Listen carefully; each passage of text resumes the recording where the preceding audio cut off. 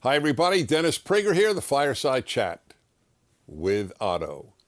Actually, it's getting to the point where it's Otto, and Otto is with Dennis. But that's fine with me. All right. Oh, there he is. Oh, good to see you. Yes. Otto is a source of calm. I'm a source of calm too, happily. It's my nature. You know, you're born with a nature. In the book of Drama Queen, I'm on the opposite side. It's not a brag. It's just you got to know your nature. And if you are a drama queen, then you got to work on yourself. I had to work on other things in my nature, but that was not one of them. But he's not a drama queen. His brother is. His brother is hyperventilating a good part of the time. So hi, everybody. Welcome to the Fireside Chat. What number is this? 162. 162. Amazing. I want to talk to you about Thanksgiving, and especially of Thanksgiving this year, where the experts, whenever I read, this may not reflect well on me in your mind, but I'm willing to risk it. When I see experts say, I immediately assume that what I am about to hear is foolish, just for the record. That doesn't mean it always is. I'm just telling you that if I had to bet on it, I bet something truly stupid is about to follow. Because it's not experts say the way in which, let's say, a disease. So if experts say the virus works in the following way with regard to RNA, let's say, then I assume it's true. But as soon as there is a statement about society or about what they suggest, I assume it's going to be truly dumb. I am right most of the time, unfortunately. So the latest is experts say, followed by the sheep of the media and of the of politicians, many, not all by any means, is lockdown. So for example, where I live, just perfect that Thanksgiving is Thursday, and as of Wednesday, all restaurants are in lockdown. You can't even eat outside in my county where I live, Los Angeles County. So more restaurants will be put out of business, more waiters and waitresses and cooks and people who clean up will be out of work. And this doesn't mean a thing to the fools and the tyrants who say you can't do this. I personally would violate all these laws if I have any chance to. And with regard to Thanksgiving, we're told, oh, don't have more than 2 households, and I think up to 8 people. I think, was that right? 8 people? 10 people? Fine, maybe 10. Okay.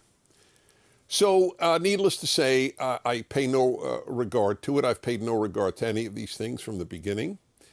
And I was right from the beginning, as history has borne me out. And not just me. I'm not the only one to state that the cure, quote unquote, has been worse than the disease. So I will be having in my house as many people, it's my wife's family, because my family is elsewhere in the country, and her family, and friends of her family, the same exact number as last year. And that includes my mother-in-law, who's approaching 80 years of age, and she's a doctor herself, and she's coming. And that's the way we assume. First of all, ironically, the ill effects of not having a Thanksgiving on people's psyche, emotional makeup, and therefore health are, in my opinion, much greater than the risks of having a Thanksgiving. I am amazed that 95% of Americans, maybe more, don't know how minuscule the risk is to them from COVID. That unless you're quite old, and that's not enough, quite old, and have a compromised immune system, the chances of your dying from COVID are infinitesimally small. They're 0.0 something percent. 0.00 perhaps. I don't remember, it's 0.0 something or 0.00 something. I know there's a big difference, but it's still, we're talking about very small fractions. And that young people are afraid is particularly an ode to education's not fostering the ability to critically think with reason. This is a very scary thing, that you could go to elementary school, high school, college, and graduate school and almost be taught not to think clearly. Wouldn't you think that everybody would simply weigh the risk? This is my risk. Let me ask you something. Would people have gone to Thanksgiving dinner if every year all the media spoke about was the number of people who die in car crashes or paralyzed in car crashes on their way to Thanksgiving dinner? Right? I mean, wouldn't that have a salutary effect there? Or a sobering effect, to be more precise? So I have announced over and over to the governor of my state, the mayor of my city, I am having as many people as every Thanksgiving. You know where I live. Please send somebody to arrest me. Or all of us, I guess all of us would be arrested. Yeah, but I'm happy to be arrested on behalf of everybody coming. I have chosen to live, and I do not sacrifice my happiness. I do not sacrifice the quality of my life, and I certainly won't sacrifice Thanksgiving on the altar of safety. Better safe than sorry is not my motto in life. Better live life fully and take rational risks. I don't take irrational risks. I don't, take a motorcycle. Well, actually, a motorcycle anywhere is almost a risk. But, I don't do Evel Knievel jumps on motorcycles across the Grand Canyon. That kind of risk. I mean, I to each his own, but it's not my kind of risk. And I wear a seatbelt in the car every time I enter a car. I don't believe that nothing bad can happen to me. That's not the way I think. But I do think that I want to live fully. And what if next Thanksgiving they say the same thing? Because not enough people got a vaccine in their view. What, are you going to have no Thanksgivings and no Christmases for 2 years in a row? Look, if you are 80 years old and you have congestive heart problems or especially lung issues, I understand why you would think twice about attending a Thanksgiving dinner. I'm not a radical on this. I'm actually a centrist. The radicals are the people who say don't get together. So I understand why some people would not do that. It would take, for me, it would take a massive, massive amount of immunological compromise for me not to attend Thanksgiving with family or friends. I chose very early in life to live life fully with various risks. I remember in my 20s, I visited Lebanon, Syria, Jordan, Egypt, and it was not the safest place to go, especially for a Jew, and especially in that case, Syria. And I, to my father's great credit, I'll never forget, in general, he said about my travels, which were often to, they weren't exactly to the Riviera. And he said, Dennis, you're only young once. And it was such an encouraging statement from my father. Live life fully. Now, and he was right. You are only young once. You're only middle-aged once. You're only old once. You're only here once. So how are you going to live? This is 8 months of compromised living on people. There are people who've stayed in their apartments for all this time with kids. And then, it's interesting, isn't it, by the way, that the only organized opposition has come from religious people, religious Jews, and religious Christians. It's one of the many, many, many reasons that the left makes me more religious. The only organized opposition to leftist totalitarianism is religion. 10,000 ultra-Orthodox Jews in Brooklyn, 10,000 got together for a big rabbi's kid's wedding. And it was word of mouth, so the city didn't know. It was too late. They had already gathered. 10,000. And the churches who just, have thousands who come. And these people don't want to die. They don't believe God will protect them from death. But religious people seem to be more rational than secular people in these matters. Isn't that interesting? Because you're taught that the religious are the irrational crowd. Turns out, though, on the major issues of life, the religious turn out to be the most rational, the least scared. It's something to think about. So I hope you get together with people for Thanksgiving. I really do. The left is doing a real job on Thanksgiving. You shouldn't have it this year because you'll die, or you'll have somebody else die. And now for a number of years they've been attacking Thanksgiving as a celebration of white supremacy.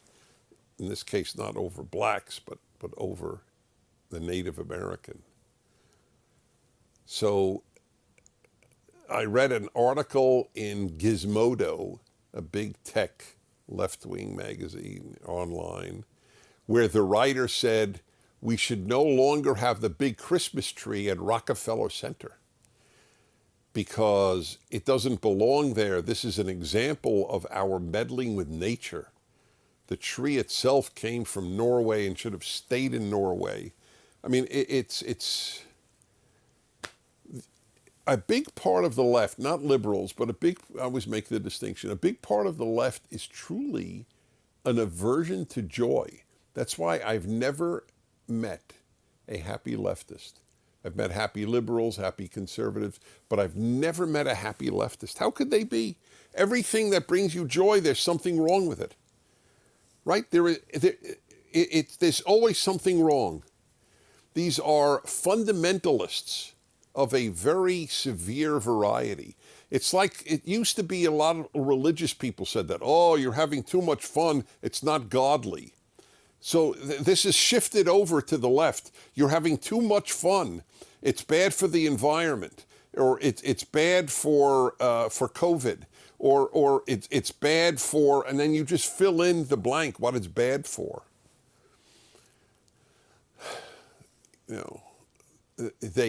They took away, they dropped, this was so symbolic. I haven't seen the Miss America competition since I was living in my parents' house in high school. They used to love watching it. And so I don't have any axe to grind here, but it was very interesting to me when they dropped the swimsuit competition. Again, it was a perfect example of, this time you're having too much fun with the swimsuit competition. It renders women sex objects. So for all these years, all the religious America was capable of seeing women in swimsuits, but the secular left, they're offended by it. In other words, almost everything that brings people fun and joy and so on is sinful. Isn't that interesting? Meat eating, you're destroying the environment. You enjoy having a home, you should be in an apartment. You enjoy a car, you should be on a bicycle. It's a cult. And the proof that it's a cult is that if you leave the cult, they drop all contact with you. That's one of the defining elements of cults. That you don't even talk to your parents if they're not a member of the cult. So it's a beautiful holiday, Thanksgiving. It's one of the most beautiful things we have ever had in America. It was made a national holiday by Abraham Lincoln after the Civil War. A day to thank God for for the end of war and for all the blessings that we have in our lives. See, that's really awful, isn't it? Tell me which type of home is going to raise a finer human being? The one that teaches thanksgiving, giving thanks, or the one that doesn't? All right, time for your cue, as in questions. Did you want to do the article? Oh yeah, this Megan showed me an article in a local newspaper here. This is going to crack you up. Boulder crime happening in the area. Can you focus in on that? Mm-hmm. Yeah. This is the local newspaper. Do you see it? So when Megan, of Megan's Arm, when Megan showed this to me, I thought, this is a local, the local paper, and I thought that's really problematic. Are we getting muggings now and rape? What is happening? And it was about not everybody wearing masks. Boulder crime. What would they say if there was an increase in rape and beatings and muggings and armed robbery? There would be no language left. If some people not wearing masks is boulder crime, what language will we have for really bold crime? All right, let's see what you have to say. Hi, I'm Gabby, and I'm 18, and I'm from Washington, Ohio. My question is, should governors be allowed to dictate who, what, when, where, and how Thanksgiving is run? Because I don't think that's constitutional. Well, bless you, Gabby. It's not only not constitutional, it's not legal, it's not constitutional, and it's not moral. And look, I just made the case. I want everybody to be with everybody. I haven't missed a weekend, a Shabbat in my case, Sabbath dinner, since March, since this stuff started. It's been part of my sanity that I've been with people all the time. And I'm not 25 years old, but I want to live. The purpose of life, as I keep saying, is not to live long. The purpose is to live fully. And the joke is, if you live fully, you will live longer. That's the irony, because happy people live longer. I mean, that's a scientific fact. Listen, follow the science. So I'm with you, Gabby. I don't understand where they got this power. And they don't. The truth is, I don't know if they do even. They're telling you not to gather with more than 2 households, up to 10 people. But is that a law? Or is that, I don't even know what it is. It's a murky area, because I know there are sheriff's departments and others who in law enforcement say, you think we're going to arrest people for having Thanksgiving dinner with 12 people? Can you imagine if you were put in that position? I'll tell you what's really frightening. In Oregon, the governor of Oregon announced you should snitch on any family you know, on any household you know, having more than X number. And there will be snitches. That's right. This is what we've come to. It's a very sad realization to me that so many Americans have allowed their liberties to be so easily, radically curtailed. That the lack of pushback has been a sad thing for me to witness. Julius, 18, Sydney, Australia. Dennis, what do you think about the idea that Thanksgiving is based on colonization and genocide? Thank you for being such an inspiration. Well, Julius in Sydney, it shows you this stuff is international, or at least in the English-speaking world. Thanksgiving celebrates genocide? I mean, can't think of a more perverse comment. How does it possibly celebrate genocide? Because the joke is the people who say that deny that there was even the Thanksgiving dinner between whites and Native Americans. which is, the sort of legend that takes place. I think it's true. I don't know if it's true. But it was, if anything, it's a celebration of the American Indian. It's not a celebration of the demise of the American Indian. This doesn't deny the horrors that were inflicted on Native Americans, the horrors that have been inflicted in every society by every newcomer at every society. This is the human condition. I'm not defending it. It's just a fact. It's a very sad fact, and I agree. American Indian got a really raw deal. That's correct. Has nothing to do with Thanksgiving. We give thanks for whatever we give thanks for. There's no reason an Indian can't celebrate it. And many do, by the way.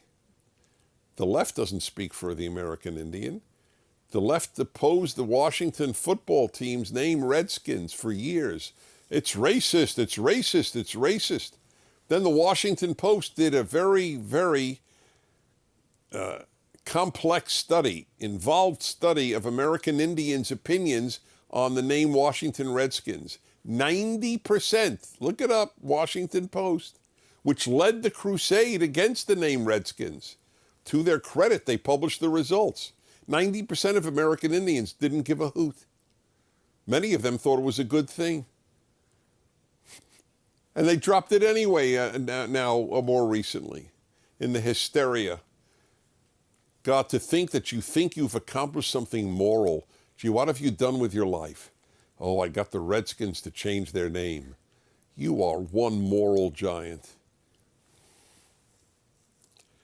Kate, 19, Cleveland, Ohio. Dennis, what is your favorite and least favorite holiday foods? My favorite is my mom's mashed potatoes, and my least favorite is fruitcake. Okay, so let me make an announcement. There is no human who likes fruitcake. That is just a fact of the human condition. This is what I have done for 20 years with the fruitcake that my employer at my radio show, my syndicated radio show, sends to the hosts every year, this fruitcake. First of all, let me just say this on behalf of fruitcake. Should there be a nuclear attack, it is good to have them around. They last forever. It is my theory that 20 years ago, my employer bought about 10,000 of these and has been giving them out each year. And they're just as fresh as the previous year, but I never eat them. I feel it, and they're still soft. So you see, there is a use for fruitcake. Now, as to favorite foods, I don't have a favorite food. And I know that because I'm always asked my favorite cigar. And then I respond, what's your favorite food? And they go, well, I like a lot of foods. I like a lot of cigars. I like a lot of foods. However, having said that, the combination of turkey and cranberry sauce and then pumpkin pie, I believe that if you're really good, that's what they serve you upon arrival in heaven. And the beauty in heaven is nothing is fattening. So it's a bonus. Annalise, 20, Athens, Georgia. As Thanksgiving often marks the beginning of the Christmas season, no, I don't care if you call me Den, but nobody calls me Den. Oh, it is Dennis, but you did a comma instead of the second N. Oh, what happened? Oh my God. Whoever typed this in, Megan. No. I know it's not you. I was just wanting to emphasize. I think it might have been. Megan, let me just say something. Megan is the unbelievably irreplaceable producer of the Fireside Chat. I'm not joking. So to her parents, you did a damn good job. And there's always a little luck in the way kids turn out. So you had both. Anyway, that's what it has. Okay. It says Den, comma, IS. So I wrote Den is, nobody calls me Den, and I was curious. Okay. So here we go again. As Thanksgiving often marks the beginning of the Christmas season, Dennis, what are your thoughts on generalizing happy holidays because Merry Christmas might offend those celebrating other holidays? I have written so much, and I have given talks on this, and I do it every year on my radio show. The inanity of thinking someone is offended by being wished Merry Christmas. There is something so narcissistic in anyone who is offended by Merry Christmas. You are the offender, the one who claims to be offended, not the one who says Merry Christmas. Christmas is not my religious holiday. I'm not Christian. So what? I love Christmas. Love it. You know who wrote I'm Dreaming of a White Christmas? Do you know who wrote most of the classic Christmas songs in America? Jews. That's right. Including I'm Dreaming of a White Christmas. It's a fascinating, look it up, Jews composing Christmas songs. And you see, I'll tell you why, because American Jews in the 1930s, 1940s, 1950s celebrated America and celebrated the Christians of America because they knew how lucky they were to be in America. When Jews past the 60s drifted leftward is when all of a sudden Merry Christmas, not just Jews, but non-Christians or even Christians who want to be woke. Oh, Merry Christmas, that offends a non-Christian. Does it? Let me ask you something. If I say, if you go to Israel, you visit Israel and they say to you Friday afternoon as the Sabbath is coming, Shabbat Shalom, which is what Israelis say to each other, right? Sabbath peace, Shabbat Shalom. Are you offended? Is it non-Jew offended? Should Jews in Israel not say Shabbat Shalom unless they know it's a Jew they're saying it to? It angers me, actually. It really does. I don't want to go to a holiday party. I want to go to a Christmas party. Holiday party means nothing. By the way, it's somewhat, they deny, oh, this is not anti-Christmas. Oh, really? Then why don't you call Halloween parties holiday parties? You don't. You call it a Halloween party, don't you? Halloween is sacred. Christmas can be gotten rid of. It's symbolic of the decline of our society. What's our time? 27. Cool. Logan, 25, Westminster, Colorado. Hello, Dennis, Otto, and Megan's arm. You know, you're getting up there. I mean, Otto is still, second, but it's getting there. My question is about love. All right. I've always thought love is a feeling that you can't control, but I've heard some people say that love is a choice that you can control. I know that you've mentioned spouses should always work to earn each other's love. So I was wondering what your thoughts are on the matter. Thank you and God bless you and all the PragerU patriots. Okay. So, by and large, love is it a feeling you can control? Basically. You can only basically control actions. There's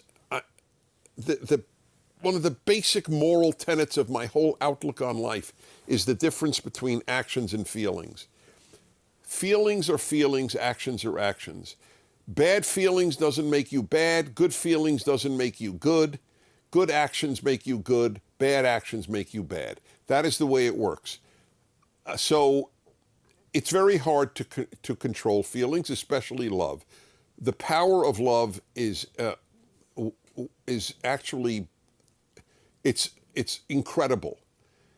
It actually physiologically takes you over. It is an amazing thing when you fall in love, and I don't know why one would want to control it unless obviously it's not reciprocated or it can't be acted on, and it's very hard to. What you have to do then, I mean, if you really want to lessen your feelings of love, is distance yourself from the love object and hope that over time that dissipates. Anyway, love is a feeling that you can't control as a general rule. As regards spouses always working to earn the love of their spouse, which I deeply believe, you've quoted me correctly, that's a separate issue indeed. You can lose the love of your spouse. And the easiest way to do that is to take them for granted.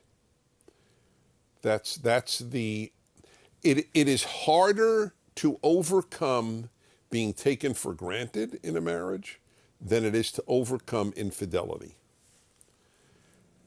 I rather my spouse commit an act of infidelity than take me for granted.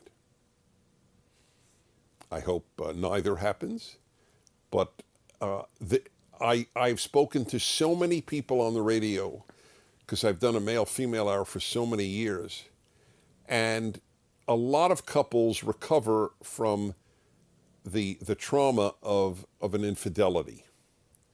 But I don't know if any couple recovers from the trauma of taking the other one for granted. There's a marital therapist, John, I don't remember his last name, in Seattle. He's regarded as the dean of marital scholars or therapists. He said there is only one thing a marriage cannot overcome, and that is contempt. And taking for granted is very similar to contempt. It's not the same. Contempt is even, I guess, more serious. But that's a bad one. So yes, you should always work. When you work to earn the love of your spouse, that means you don't take them for granted and you don't have contempt for them. That's an important point. Well, everybody, I hope you spend time on Thanksgiving with somebody, more than somebody, with all the people that you can. Life is meant to be lived and not in fear. Happy Thanksgiving, and happy whatever you're celebrating or not anywhere in the world. I'm Dennis Prager. Thank you for watching this video. To help keep PragerU videos free, please consider making a tax-deductible donation.